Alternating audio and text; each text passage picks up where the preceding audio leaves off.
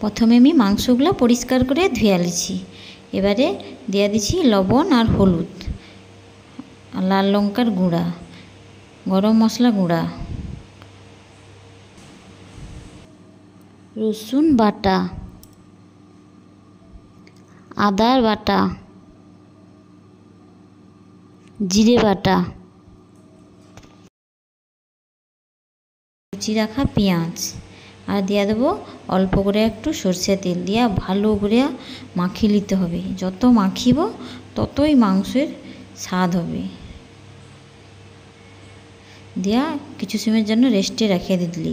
তারপরে গ্যাসে কড়াইটা বসিয়ে দিয়ে দিলি অল্প করে একটু সর্ষের তেল দিয়া সেই যে মাখিয়ে রাখা মাংসটা ওর মধ্যে দিয়ে দিলি। দিয়া লো ফ্লেমে আস্তে আস্তে ঢাকা মারে মেরে রান্না করতে হবে। রান্না করলে দেখবো অনেকটা জল ছেড়ে দেবে। ও জলটা আস্তে আস্তে আস্তে আস্তে মরে আসবে, দিলে মাংস সেদ্ধ হবে আর রান্নাটাও একেবারে হবে। এরকম করে একবার মাংসটা রান্না করে খেয়ে দেখবো, খাইতে একেবারে দুর্দান্ত স্বাদ।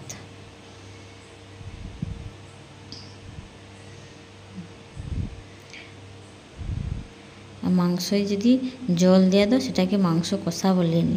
আমি কিন্তু এই রান্নাটায় একটুও জল দিইনি, পুরাটা সেই মশলা যে মাখিয়ে রাখলে তার জল ছাড়িয়ে রান্নাটা হয়েছে। এবারে রান্নাটা হয়ে গেলে একটু ধনিয়া পাতা কুচি দিয়া নামিয়ে নিলে রেডি হয়ে গেলো মাংস কষা। তো মানে একবার ওরকমই করে রান্না করব, দেখবো খাইতে দুর্দান্ত লাগবে। একবার খাইলে বারবার আবার রাঁধিয়া খাইতে ইচ্ছা হবে।